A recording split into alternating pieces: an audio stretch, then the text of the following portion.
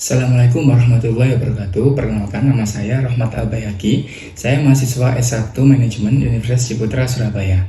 Pada tugas ini, saya membahas strategi ekspansi internasional Zara. Nah, bagian dari Inditex ke pasar Amerika Serikat. Jadi Zara dipilih karena keberhasilannya sebagai pionir fast fashion yang kini menjadi salah satu merek global terbesar. Ekspansinya ke Amerika Serikat menarik untuk dikaji karena Amerika Serikat adalah pasar fashion paling kompetitif di dunia, di mana banyak brand besar bersaing secara langsung. Nah, kajian ini juga akan memberikan gambaran bagaimana sebuah perusahaan multinasional mengelola strategi global sekaligus beradaptasi dengan kondisi lokal. Selanjutnya kita bahas terkait company profile. Jadi Zara adalah merek terbesar dari Inditex, perusahaan Spanyol yang dikenal sebagai pelopor fast fashion. Saat ini Inditex beroperasi di lebih dari 90 negara. Dengan Zara menyumbang lebih dari 70% pendapatan grup, ekspansi ke Amerika Serikat dimulai pada tahun 1989 di New York. Nah, Inditex ini memiliki beberapa merek lain seperti Massimo Dutti, Pull & Bear, dan Bershka. Namun, Zara menjadi tulang punggung utama. Keunggulan Zara terletak pada model bisnis fast fashion, yaitu mampu mendesain, memproduksi, dan mendistribusikan koleksi baru dalam waktu 2-3 minggu dibandingkan dengan kompetitornya yang butuh berbulan-bulan. Nah, kecepatan ini memberikan Zara keunggulan kompetitif yang luar biasa. Ekspansi ke Amerika Serikat dimulai di lokasi premium di New York yang bertujuan membangun citra eksklusif sebelum berkembang ke kota-kota besar lain. Kemudian analisis lingkungan. Lingkungan bisnis Amerika mempengaruhi strategi Zara. Dari sisi politik, aturan upah dan tarif impor yang sangat ketat, ekonominya yang ditandai daya beli tinggi namun persaingan retail keras.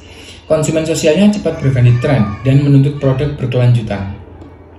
Teknologi digital dan big data menjadi kunci analis. Tekanan lingkungan mendorong green fashion, sementara hukum menekankan hak cipta dan regulasi ketenaga kerjaan.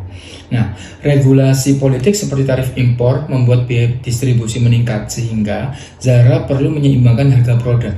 Dari sisi ekonomi, daya beli konsumen Amerika Serikat memang besar, tetapi persaingan di pasar retail sangat sengit, terutama dengan pemain lama seperti H&M dan Uniqlo. Secara sosial, konsumen Amerika Serikat tidak hanya menginginkan produk yang stylish, tetapi juga menuntut transparansi tentang proses produksi yang ramah lingkungan. Teknologi menjadi faktor penting karena e-commerce berkembang pesat, dan big data juga digunakan untuk memprediksi tren pembelian. Nah, tekanan lingkungan semakin kuat karena gerakan green fashion, dan secara hukum, Zara juga harus berhati-hati terhadap isu plagiarisme desain yang pernah mencoreng reputasi mereka. Kemudian strategi yang dilakukan oleh Zara. Nah, strategi Zara diformulasikan dengan model fast fashion, menggabungkan standarisasi global dan adaptasi lokal. Implementasinya terlihat pada rantai pasok yang cepat, strategi omnichannel, serta harga premium yang tetap terjangkau. Kontrol dilakukan melalui KPI seperti lead time, inventory turnover, dan laporan manajer toko. Nah, fast fashion ini membuat Zara mampu mengirim koleksi baru hampir setiap minggu, menjaga toko selalu segar dengan produk terbaru. Strategi standarisasi global terlihat dari konsistensi desain toko di seluruh dunia, sedangkan adaptasi lokal terlihat dari koleksi musim dingin yang hanya dijual di wilayah tertentu. Implementasi omnichannel sangat efektif, di mana konsumen bisa berbelanja online lalu mengambil di toko atau sebaliknya. Nah, dari sisi kontrol, Zara memantau kinerja melalui lead time desain ke toko, kecepatan perputaran stok, dan sell-through rate, sistem informasi real time. Mereka memastikan setiap produk bisa dievaluasi performnya. Kemudian kita masuk ke analisis SWOT.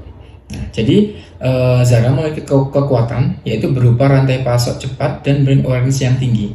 Kelemahannya terletak pada biaya sewa toko premium yang mahal serta isu plagiarisme desain. Nah, peluang yang terjadi muncul dari tren belanja online dan kolaborasi dengan desainer lokal. Sementara ancaman yang datang dari kompetitor, fast fashion, dan regulasi lingkungan yang ketat. Nah, di sini untuk rekomendasi, jadi untuk memperkuat daya saing di Amerika, Zara disarankan untuk membangun pusat distribusi regional, meningkatkan transparansi dan program keberlanjutan, mengoptimalkan strategi omnichannel, menjalin kolaborasi dengan desainer lokal, serta menggunakan big data untuk menyesuaikan lokasi sesuai preferensi konsumen di setiap wilayah. Kemudian kesimpulannya di sini, jadi Zara berhasil masuk ke pasar Amerika dengan strategi fast fashion yang inovatif.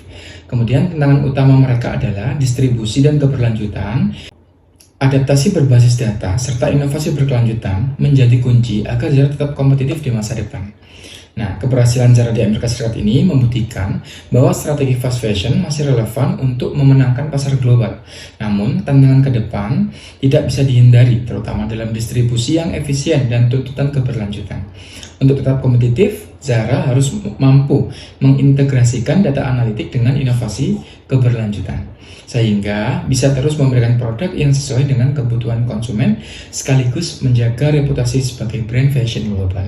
Demikian presentasi yang dapat saya sampaikan. Saya akhiri. Assalamualaikum warahmatullahi wabarakatuh.